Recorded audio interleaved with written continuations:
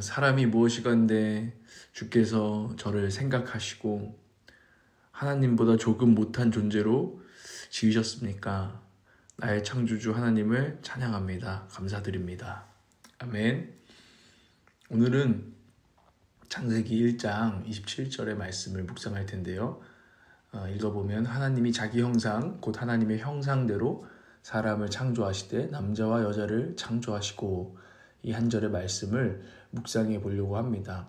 하나님의 형상이 뭐냐, 우리가 하나님의 형상대로 창조되었다는 의미가 무엇인가를 오늘 생각하는 것입니다. 하나님은 무엇을 말하고 계실까요? 어떤 학자들은 전통적으로 이렇게 말하죠. 첫 번째로는 인간이 하나님의 형상, 하나님의 어떤 대리자로서 이 창조 세계의 대리 통치자로서 지음받은 존재이다라는 것입니다. 그래서 만물의 영장이라는 개념도 있고, 이렇게 우리가 세계를 경영해가고 이 지구, 이 땅 이런 것들을 하나님을 대신하여서 하나님께 청지기로서 관리하고 운영하는 그런 존재다라고 그 메시지를 받기도 했습니다.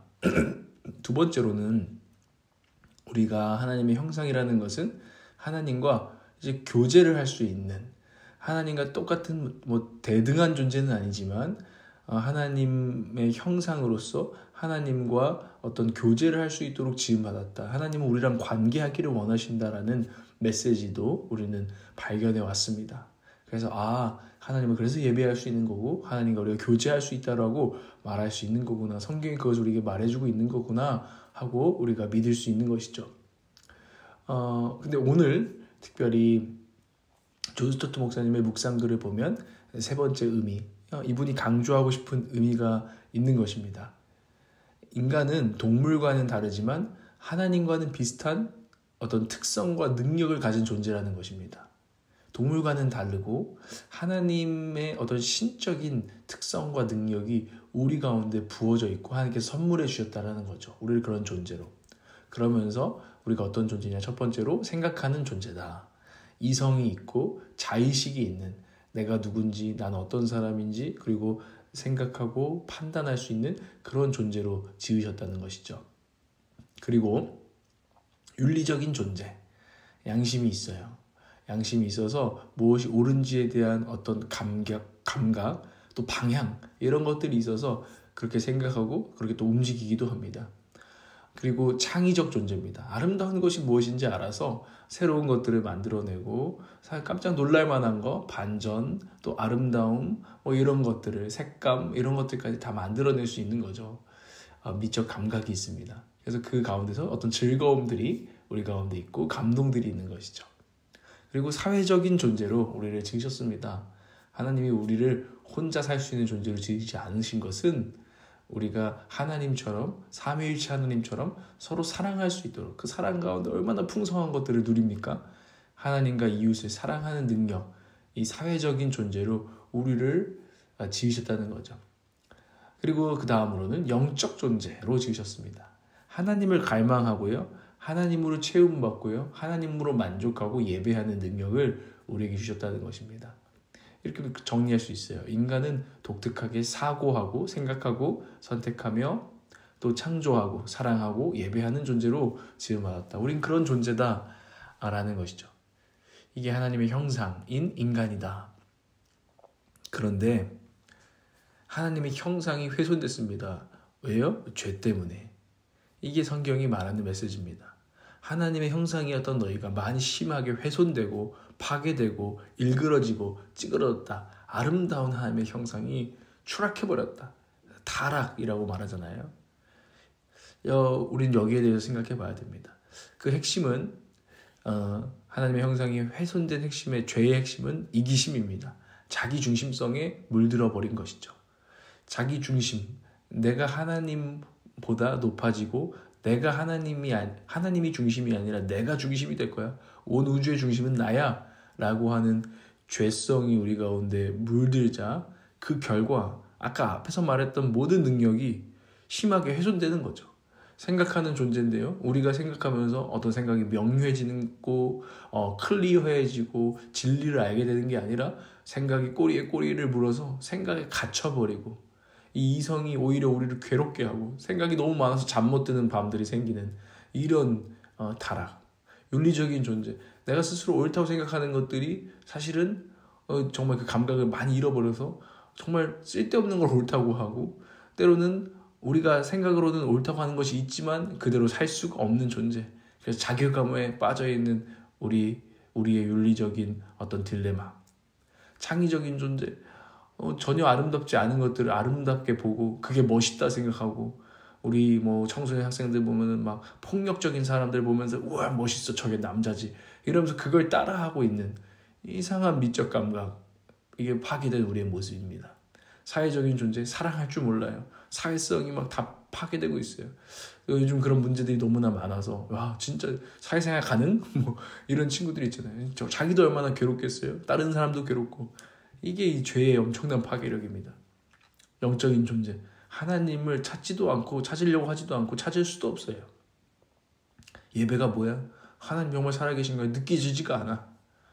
이 모든 것들이 우리 마음 가운데 그래서 너무나 공허한 이 영혼의 상태들이 이 죄의 영향력이다라는 것을 우리는 우리 주변에서 너무나 쉽게 볼 수 있습니다. 그러나 놀라운 것은 이렇게 심하게 일그러진 하나님의 형상인 인간을 하나님이 여전히 그분의 형상으로 사람이 무엇이간데 하나님의 처음 창조하고는 너무나 벗어나 있지만 그럼에도 불구하고 여전히 인간을 존귀한 존재로 하나님의 형상으로 보고 계신다는 것입니다. 그래서 구약의 하나님은 인간을 살인하지 말라. 그는 내 형상이다. 아무리 찌그러지고 아무리 일그러지고 못나 보여도 지금 그 존재는 여전히 내 형상이다. 난 그를 포기하지 않았다. 그러니 너희들도 함부로 인간이란 존재에 대해서 대하지 마라. 네가 인간이야? 막 새끼야 혐오하고 우리가 그러잖아요. 사실 우리 안에 그런 마음이 있잖아요. 그런데 그럴 수 없다는 거예요. 우리가 서로 야고보서 3장 8절에서 10절을 보면 혀는 능히 길들일 사람이 없나니 쉬지 아니하는 악이요 죽이는 독이 가득한 것이라. 이 말에 대해서 서로 말로 상처 주는 것에 대해서 말하는 것입니다. 9절에 이것으로 우리가 주 아버지를 찬송하고 또 이것으로 하나님의 형상대로 지음을 받은 사람을 저주하니 이 입으로는 사실 예배하고 찬송하는 일인데 또 하나님의 형상대로 지음을 받은 사람을 저주한대요. 형제를 자매를 정죄하고 공격하고 상처 주고 우리가 이렇다는 거예요. 근데 그것을 하지 마라. 왜냐하면 그것이 마땅하지 않다고 10절에 말하는데 왜냐하면 그가 하나님의 형상이기 때문이에요. 아무리 정말 정죄할 만한 것이 있고 비판할 만한 것이 있고 그렇더라도 그에게 하나님의 형상을 막 파괴하는 말을 하지 말아라. 뭐 세워주고 건면할 수는 있겠지만 그를 파괴하는 말을 하지 말아라 라는 이야기를 하고 있습니다. 왜요? 왜 안 됩니까? 정말 인간 같지도 않은 놈한테 인간 같지 않게 돼야 되는 거 맞지 않습니까? 아니요. 아무리 인간 같지 않은 것 같은 찌그러진 하나님의 형상이라도 여전히 하나님의 형상이라고 하나님이 보시기 때문입니다.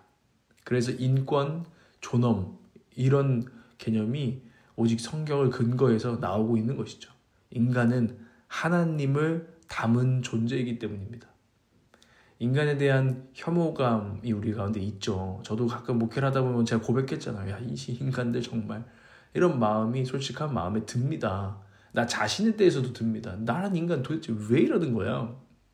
혐오감. 인간 혐오, 이웃 혐오, 자기 혐오. 네.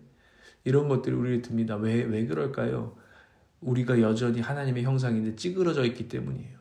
아름다운 것이요 추락하는 거, 아름다운 사람이요 정말 추락해가지고 못나진 거, 그거 볼 때 너무나 우리는 아픈 마음, 그게 혐오감이라고 볼 수 있지 않을까요? 우리의 무의식 가운데 인간은 원래 이래야 되라는 어떤 하나님의 형상이라는 무의식이 있는데 우리가 지금 그게 찌그러져 있잖아요. 그걸 볼 때 우리 가운데는 혐오감, 자기를 볼 때는 자괴감, 난 이래야 되는데 이상이 있는데 난 왜 오늘 이러고 있지? 자괴감을 경험하면서 괴로워하고 있잖아요. 바울이 그래서 말했죠. 이 사망의 곤고한 몸에서 이런 존재에서 누가 나를 구원하랴. 우리 안에는 그런 구원에 대한 갈망이 있는 거예요. 그래서 뭔가 뭐를 구원. 나 자유하고 싶고 구원받고 싶어. 나 회복되고 싶어. 근데 참 다행인 소식, 기쁜 소식이 있습니다. 목이 마른 감각이 있다면 물이라는 존재가 정말 있는 것처럼 우리가 죄 가운데에 자기 혐오와 인간 혐오에 빠져서 목마른 그런 삶을 살고 있을 때에 우리 안에 구원에 대한 갈망이 있다면 진짜 구원자는 참으로 있었다라는 것입니다. 우리 주 예수 그리스도가 계시다는 것이죠. 그것이 복음입니다. 복음은 실제로 있습니다. 우리가 갈망하는 그 구원은 있습니다. 그분은 예수 그리스도신데 그분은 우리가 잃어버린 하나님의 형상입니다. 온전한. 그분을 바라볼 때에 불뱀에게 물렸던 이스라엘 백성들이 장대에 달린 노뱀을 볼 때 일어났던 것처럼 예수를 우리가 깊이 생각하고 예수를 깊이 알아가고 볼 때에 성령을 통해서 그분이 우리 가운데 정말 깊이 더 깨달아지고 새롭게 알게 될 때에 우리는 해독을 경험하게 됩니다. 그분은 치유적인 존재예요. 예수님을 오늘도 많이 생각하고 바라보세요. 그 아름다움을 예배하세요. 그분은 우리의 해독제가 되십니다. 우리의 깨진 우리 형상이라는 우리 가운데의 해독제가 되십니다. 저도요, 제 마음이 막 울그락불그락 이럴 때 지난번에 저희가 설교 때 얘기한 것처럼 이태석 신부님 이런 다큐멘터리를 잠깐 보잖아요. 그럼 진짜 인간은 저런 건데 하면서 제 마음이 차분해지고 치유되는 것을 경험해요. 근데 이태석 신부, 예수를 따라가는 이태석 신부뿐만 아니라 진짜 예수님을 우리가 매일 정말 깊이 바라보고 제대로 바라본다면 우리 가운데는 계속해서 치유 그리고 하나님 형상의 회복이 일어나고 구원이 임하게 될 줄 믿으시기를 바랍니다. 기도하겠습니다. 예수를 깊이 생각할 때 성령님 도와주셔서 우리 안에 주님 나타나게 하여 주시옵소서. 우리 안에 우리가 잃어버린 하나님의 형상을 보게 하여 주시옵소서. 우리가 간절히 찾는 일그러진 우리 영혼의 얼굴이 아니라 주님의 얼굴 우리에게 비춰주셔서 해독을 경험하게 하여 주시옵소서. 오늘 우리의 찌그러지고 상한 심령에 주님의 얼굴에 비춰 주시옵소서.